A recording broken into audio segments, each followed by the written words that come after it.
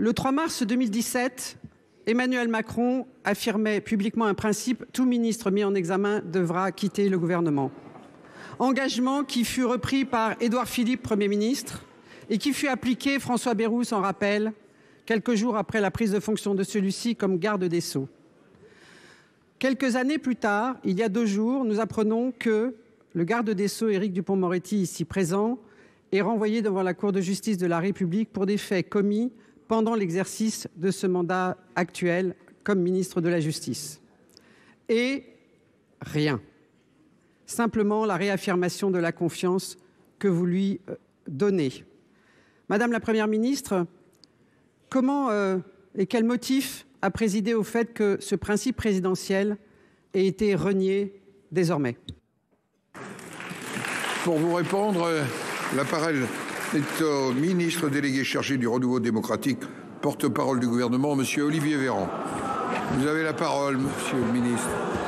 Moi aussi, je suis très heureux d'être avec vous aujourd'hui. Mesdames et messieurs les sénateurs, bonjour. Madame la sénatrice de la Gontrie, merci pour votre question. J'ai envie de vous dire, puissiez-vous être aussi prompte à venir dédouaner et accompagner une personne qui, une fois mise en examen, aurait été innocentée, que vous l'êtes aujourd'hui dans cet hémicycle, à demander son exclusion pour le simple motif qu'elle est mise en examen et donc, par définition, loin d'être condamnée. Madame la sénatrice, il est souvent fait référence à une jurisprudence, celle du gouvernement Balladur, qui avait donné lieu à l'éviction systématique de tout ministre mis en examen. Je ne veux pas vous dire de bêtises.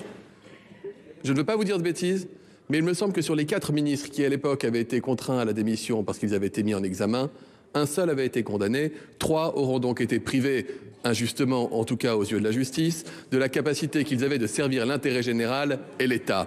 Je vous dis, madame la sénatrice, gardons-nous de jeter un opprobre systématique sur les serviteurs de l'État sous prétexte qu'ils ne partageraient pas nos idées politiques, car vous savez que le nuage radioactif qui découle de telles attaques va en réalité irradier sur l'ensemble de la classe politique et de l'ensemble des serviteurs de l'État. Et qu'en définitive, c'est la démocratie qui s'en trouve attaquée et affaiblie.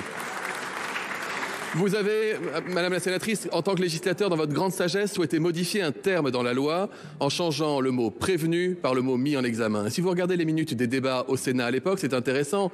Il était précisé que le mot prévenu semblait trop indiquer que la personne était coupable ou responsable par définition de ce qui lui était encore à peine reproché. Alors que mis en examen voulait vraiment dire de quoi il s'agissait, c'est-à-dire qu'on allait regarder s'il y avait lieu ou non de prononcer un acte de culpabilité. Donc personne, à ma connaissance, n'a été condamné. Je dirais même qu'il y a un renvoi en cassation qui a été fait dans le cadre du ministre Dupond-Moretti, ce qui veut dire qu'à l'heure à laquelle je vous parle, il n'est même plus factuellement mis en examen puisque la démarche a été suspendue en attendant l'avis de la Cour de cassation. J'espère, madame la sénatrice, avoir répondu à votre question.